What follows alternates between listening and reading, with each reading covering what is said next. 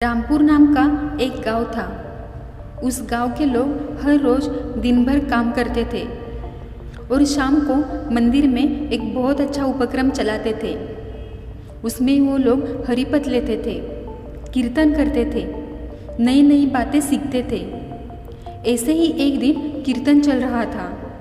तभी उस कीर्तनकार महाराज ने एक 200 की नोट जेब में से निकाली और सामने बैठे लोगों को दिखाते हुए बोले, ये 200 की नोट कोई लेना चाहता है?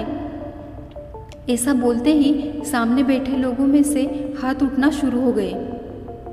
फिर महाराज ने बोला, मैं ये नोट आप में से किसी एक को ही देना चाहता हूँ और देने से पहले आपको कुछ दिखाना चाहता हूँ। और उस नोट को महाराज ने अपनी मुट्ठी में लेकर नोट को चिमोड़ना शुरू कर दिया।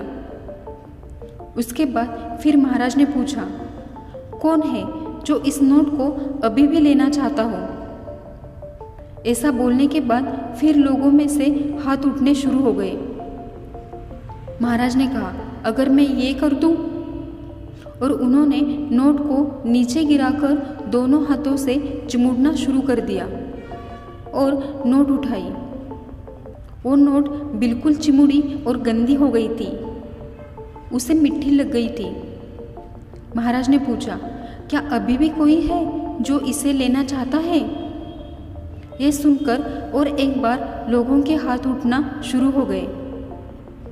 ये सब देखकर महाराज बोले, हम सब ने आज एक महत्वपूर्ण पाठ सीखा है।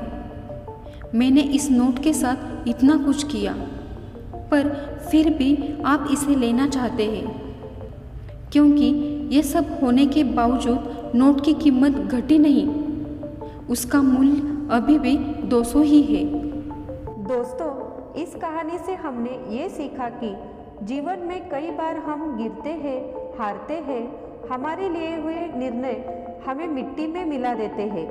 हमें ऐसा लगने लगता है कि हमारी कोई कीमत ही नहीं करता, लेकिन आपके साथ चाहे जो हुआ हो या भविष्य में जो हो जाए, आपका मूल्य कम नहीं होता। आप स्पेशल है, इस बात को कभी भी मत भूलिए। बीते हुए कल की निराशा को आने वाले कल के सपनों को बर्बाद मत करने दीजिए।